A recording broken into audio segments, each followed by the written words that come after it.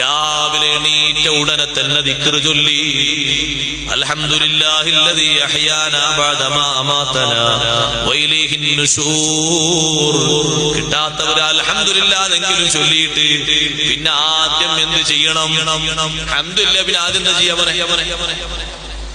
ദിക്റില്ലേ പിന്നെ ആദ്യം എന്താ ചെയ്യാ? മൂത്രിക്കാൻ പോലെ അല്ലേ? നമ്മളെ മൂത്രിക്കരുമില്ല ആരും. ദിക്ർ ചൊല്ലിക്കഴിഞ്ഞാൽ നമ്മളൊക്കെ സ്വഭാവം അങ്ങനെ പെട്ടെന്ന് നമ്മൾ മൂത്രിക്കാം, അല്ലെങ്കിൽ വിസർജന സ്ഥലത്തേക്ക്. ചില ആൾക്കാർ വെള്ളം കുടിക്കാം. എണീറ്റ ഉടനെ ദിക്ർ ചൊല്ലിക്കഴിഞ്ഞാൽ ആദ്യം ചെയ്യേണ്ടത് അഷ്റഫുൽ ഖൽഖ് സ്വല്ലല്ലാഹു അലൈഹി വസല്ലം പറഞ്ഞു, 2 കൈ 3 പ്രാവശ്യം കഴുകണം.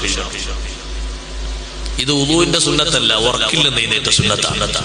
2 കൈ 3 പ്രാവശ്യം കഴുകണം. 3 പ്രാവശ്യം വായിൽ വെള്ളം കൊപ്പിക്കണം. 3 പ്രാവശ്യം മുഖം കഴുകണം. എന്നിട്ടാണ് ബാത്റൂമിലേക്കും തണ്ടാസിലേക്കും വിസർജന സ്ഥലത്തേക്കൊക്കെ പോകണ്ടേ. എന്തേ അങ്ങനെ പറയാൻ കാരണം? എന്തിനാ ആദ്യം തന്നെ കൈ കഴുകണമെന്ന് പറയാൻ കാരണം? രാത്രി എവിടെയാണ് ഈ 2 കൈകൾ രാപ്പാർത്തത് എന്ന് ഉറങ്ങിയാക്ക് അറിയില്ല. നിങ്ങൾക്കൊക്കെ അങ്ങനെ എന്റെ കൈ എവിടെയോ ഉറപ്പുണ്ടെന്നുണ്ടെങ്കിൽ നിങ്ങൾ അവിടെ ഒരു CCTVന്റെ ചെറിയൊരു ക്യാമറ രാവിലെ എടുത്ത് ഇങ്ങനെ പരിശോധിക്കുമ്പോ നിങ്ങൾ പറയും, ഈ നാട്ടിൽ ഏറ്റവും വലിയ സർക്കസ് ഏറെ ഞാൻ തന്നെയെന്ന് പറയും. കാരണം കൈ കൊണ്ട് ചൊറിയാത്തൊരു സ്ഥലം ഉണ്ടാവില്ല, കളിക്കാത്തൊരു കളി ഉണ്ടാകൂല.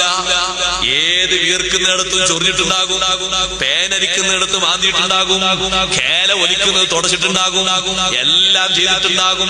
അസ്പൃശ്യതകൾ നിറഞ്ഞ കൈയാണ്. ആ കൈ കൊണ്ട് മനോഹരം ചെയ്തുകൂടാ. ആ കൈ കഴുകാതെ തന്നെ ആ കൈ കൊണ്ട് വെള്ളമെടുത്ത് മിസ്വാക്ക് നിറച്ച് ബ്രഷ് ചെയ്തുകൂടാ. ഇതൊക്കെ ആരോഗ്യ രംഗത്ത് വലിയ പ്രശ്നങ്ങൾ ഉണ്ടാക്കും. ഏറ്റവും വലിയ ആരോഗ്യശാസ്ത്രം പഠിപ്പിച്ച ഹബീബ് റസൂലുള്ളാഹി സ്വല്ലല്ലാഹു അലൈഹി വസല്ലം തങ്ങളാ പറയുന്നത്, 3 പ്രാവശ്യം കൈ കഴുകണം, 3 പ്രാവശ്യം കൊപ്പിക്കണം, 3 പ്രാവശ്യം മുഖം കഴുകണം. ആ സുന്നത്ത് ശരിക്ക് കാത്തു സൂക്ഷിക്കേണ്ടതുണ്ട്.